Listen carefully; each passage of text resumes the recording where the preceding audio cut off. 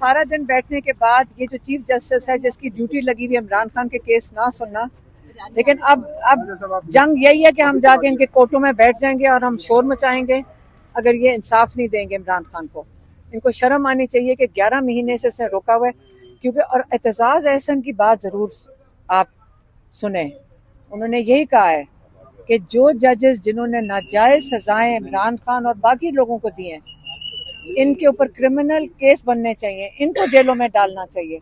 और जो प्रोसिक्यूशन की तरफ से आए थे उनको भी, उनके ऊपर भी क्रिमिनल चार्जेस बनने चाहिए और उनको भी जेलों में जाना चाहिए। क्योंकि ये क्रिमिनल हैं जिन्होंने झूठे केसेस बना के उनके ऊपर सजाएं भी दे दी हैं। और इस वक्त ये जज मेरे ख्याल में इसलिए डरता है, इसको पता है कि जिस दिन ये केस सुन लिया उसको इंसाफ देना पड़ेगा, बुशरा बीबी को भी, इमरान खान को भी।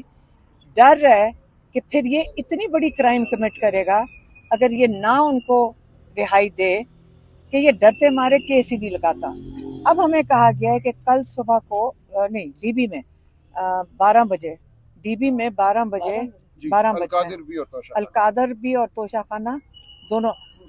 अब एक और बात बता दो, इमरान खान के पारो फटानी वो हम जाती हूँ मैं ATC, अब हम क्या कर रहे हैं वहाँ जाके कहती हूँ जज साहब ज़रा ये भिजवा दें, साइन करवा दें इमरान खान के, जज साहब ये साइन करवा दें। वहाँ से पारो फटानी भेजी जाती है जेल के पास और वो भिजवाते हैं ATC के जज अमजद, और बगैर साइन वहाँ कोई नहीं साइन करवा के देता, साइन ही नहीं होती है। तो ये किस किस्म का निज़ाम है कि एक जज भी भेजे तो वहाँ का वो जेल वाला फैसला करता है कि इमरान खान की पावर ऑफ अटर्नी देनी नहीं है ताकि इमरान खान का यहाँ पे तोशा खाना 2 के लिए बेल अप्लाई ना कर सकें। ये गेमें डाली हुई हैं, हम तंग आ रहे हैं इन चीज़ों से, बस बहुत हो गया है। अब हम ये आप कहते हैं ना कि इसके अगला स्टेप होगा, अगला स्टेप हो जाएगा जब हमने तो इतनी तमीज़ और शराफत से यहाँ पे आके चुप करके MNAs, MPA, सेनेटर सब आके बैठते हैं, तो इसके बाद शराफत कहाँ तक जाएगी? फिर शराफत से हम बाहर बैठ जाएंगे और यहाँ से उठेंगे नहीं, फिर क्या करेंगे?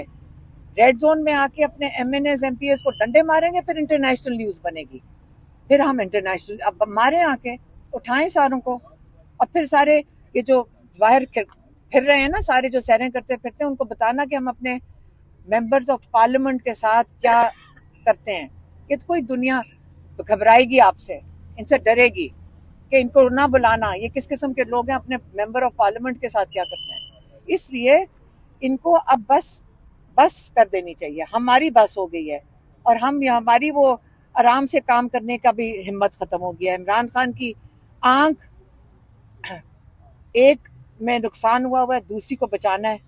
ये अल-शिफा को जो ये करने लगे थे, हाँ, अल-शिफा जो के लिए जो कहाँ पिंडी का है उसका नाम लेते थे या किसी और, ताकि उन डॉक्टरों को, हमें ये भी पता चला ये पीछे डॉक्टरों के पीछे एजेंसियां पहुंच के उनके ऊपर पहले ही दबाव डालना शुरू कर दिया।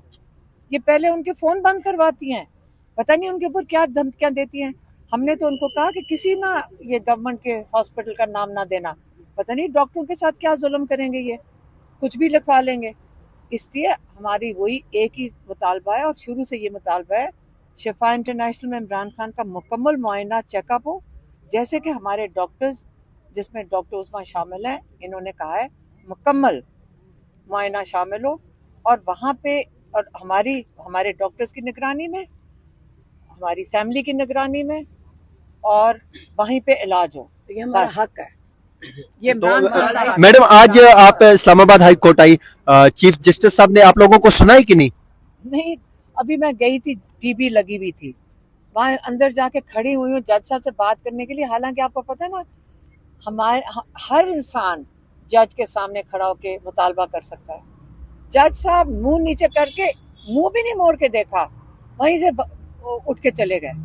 उनको ये नहीं पता कि कोई तमीज़ और डेकोरम भी होता है कि आप चलो जवाब ना दें, मुंह मोड़ के चले गए।